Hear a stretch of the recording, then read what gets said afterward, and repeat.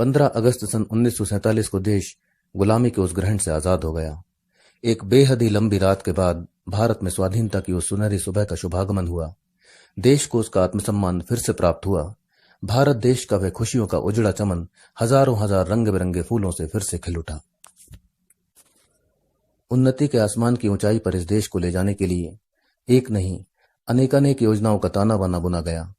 देश के विकास की भविष्य की भव्य इमारत को खड़ा करने के लिए संविधान की सुदृढ़ नींव का निर्माण हुआ और दुर्भाग्य से उस नींव का सबसे पहला पत्थर ही कमजोर रह गया। न्याय की जिस पवित्र स्याही से इस देश की जो भविष्य की गाथा लिखी जानी थी, उस महागाथा का पहला शब्द ही अन्याय की काली स्याही से लिख दिया गया। इस देश की जड़ों में वो जहर रख दिया गया जिसके रहते इस देश की समृद्धि का वह वट वृक्ष कभी भी हरा भरा नहीं रह सकता था। यह देश चाहते हुए भी उन्नति के आसमान की ऊंचाइयों को नहीं छू सकता था। खुद अपने ही हाथ से हमने इस देश के प्रगति के मार्ग में अवरोध रख दिया। आरक्षण का एक घनघोर अभिशाप इस देश को दे दिया। इस देश के संविधान निर्माताओं ने बड़े ही विचित्र ढंग से इस देश के सबसे बड़े विधान को रचा। पहले तो आदर्श का एक बहुत बड़ा सिद्धांत स्थापित किया, उसके ठीक बाद उस आदर्श को विरोधाभासों के कठोर आघात से चकनाचूर कर दिया। पहले तो समता और न्याय का एक बहुत बड़ा वरदान इस देश को दिया, उसके ठीक बाद उसी वरदान को एक अभिशाप बना दिया। एक नहीं, अनेक नहीं, अनेकानेक जगहों पर इस देश के संविधान निर्माताओं ने वो गुनाह कदाचित अनजाने में ही किया, पर इस देश को एक बहुत बड़ा जख्म दे दिया जो इस देश को लगातार साल रहा है। चाहते हुए भी देश उस दर्द से उबर नहीं पा रहा है। भारतीय संविधान का अनुच्छेद 14 समता के एक परम पवित्र सिद्धांत की स्थापना करता है। समता के उसी सिद्धांत का अनुकरण करते हुए अनुच्छेद 15 का प्रथम पद यह प्रतिपादित करता है कि राज्य किसी नागरिक के विरुद्ध धर्म, मूलवंश, जाति, लिंग या जन्मस्थान के आधार पर कोई भेद नहीं करेगा। निश्चित तौर पर यह सिद्धांत इस देश के लोगों में समता की स्थापना करने के लिए नितांत अनिवार्य था। इस देश में न्याय का साम्राज्य स्थापित करने के लिए अपरिहार्य था। इस परम पुनीत सिद्धांत के लिए संविधान निर्माताओं की जितनी प्रशंसा की जाती वो कम थी। देश को समता और न्याय का यह दिव्य सूत्र देने के लिए इस देश के संविधान निर्माताओं की वंदना भी की जाती तो वो भी कम थी। समता और न्याय के इसी आदर्श सूत्र को आगे बढ़ाते हुए संविधान के अनुच्छेद 16 के प्रथम खंड में यह प्रावधान किया गया कि राज्य के अधीन किसी पद पर नियोजन या नियुक्ति से संबंधित विषयों में सभी नागरिकों के लिए अवसर की समानता होगी। समानता का यह सिद्धांत भी बारंबार वंदनीय था, बारंबार पूजनीय था, पर समानता का वह सिद्धांत बहुत आगे तक की दूरी तय नहीं कर सका। समानता के उस सिद्धांत के कदमों में जो एक हल्की सी जंजीर अनुच्छेद 15 के उत्तरवर्ती प्रावधानों के द्वारा डाली गई थी, वो जंजीर अनुच्छेद 16 के खंड 4 और उसके उपखंडों के द्वारा एक बेड़ी में ही तब्दील हो गई। ऐसी और भी अनेकानेक बेड़ियां समता और न्याय के उस सिद्धांत के पैरों में पड़ती रहीं और देखते ही देखते समानता का वह पवित्र सिद्धांत औंधे मुंह जमीन पर जा गिरा। संविधान का वह दिव्य अमृत अन्याय और असमानता के विष से विषाक्त हो गया। उन्नति के उजालों की ओर बढ़ने के बजाय यह देश अवनति के घनघोर अंधेरे रास्तों की ओर मुड़ गया। आज आरक्षण की जिस आग में सारा भारत देश जल रहा है, नौकरियों में आरक्षण की व्यवस्था संविधान के अनुच्छेद 16 के खंड 4 व उसके उपखंडों का व खा द्वारा की गई।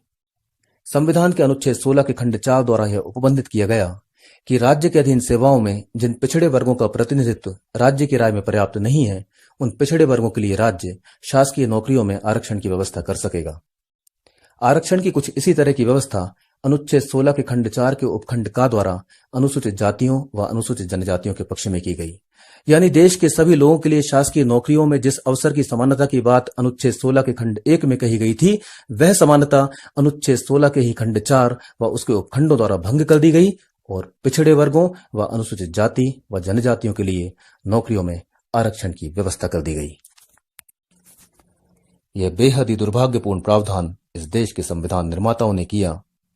इस देश को मजबूत बनाने के बजाय उसे अंदर से ही तोड़ दिया। यदि कोई वर्ग पिछड़ा है तो निस्संदेह उसे आगे लाना होगा। हम सबको मिलकर उसे आगे बढ़ाना होगा।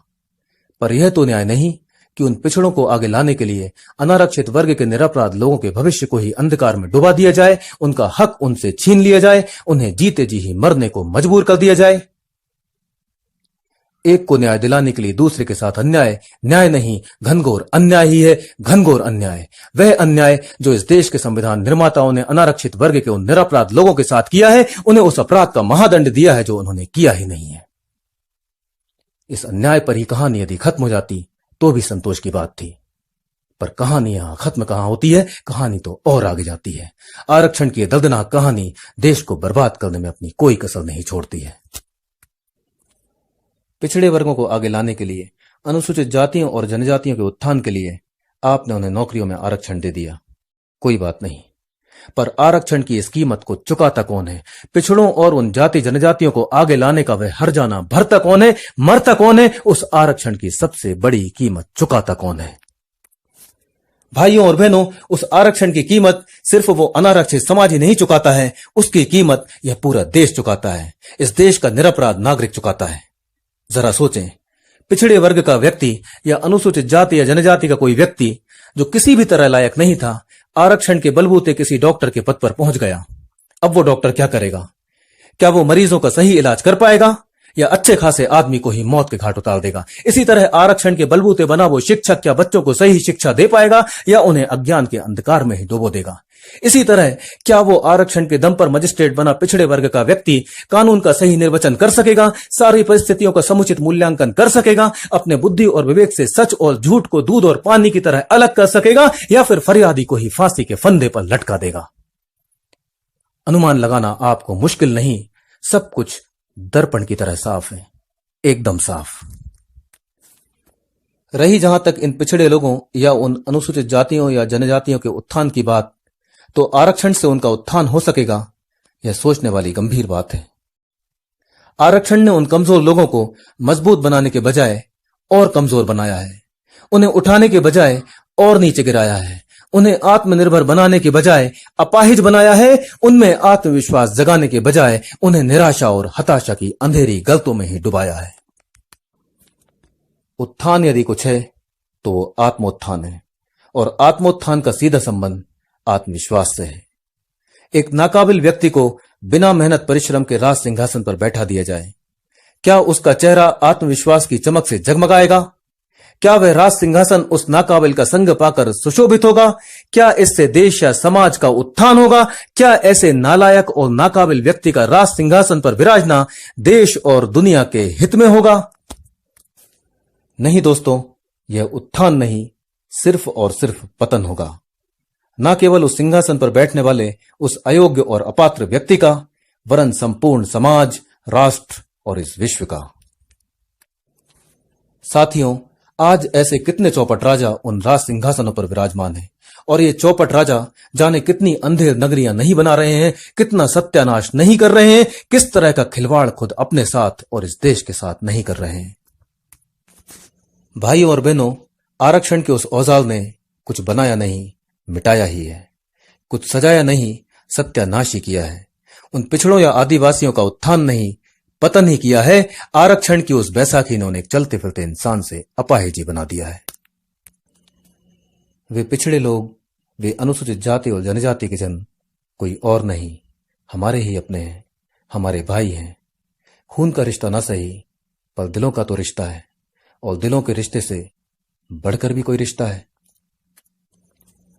सरकार को यदि वास्तव में इन पिछड़े जनों का उत्थान करना है, तो उनकी समुचित शिक्षा दीक्षा के लिए और उनके सामाजिक विकास के लिए उनकी प्रभावी आर्थिक मदद करे, उन्हें एक कमजोर इंसान से एक योद्धा की शक्ल में तब्दील करे, उन्हें लड़ने के लिए तैयार करे और फिर मुकाबले में खड़ा करे। किसी आरक्षण की बैसाखी के सहारे नहीं, खुद अपने बलबूते। जब जिंदगी की वो जंग वो जांबाज जीतेंगे, तभी वे जांबाज सिकंदर कहलाएंगे, तभी वे इस दुनिया पर राज करेंगे, तभी वे सही मायनों में उत्थान के उस शिखर को छू पाएंगे। यही उनका वास्तविक उत्थान होगा, उनका ही नहीं, इस देश और दुनिया का भी। वे शूरवीर के रूप में इस दुनिया में हमेशा हमेशा जाने जाएंगे, जिंदगी को सही अर्थों में कामयाब जिंदगी बना पाएंगे।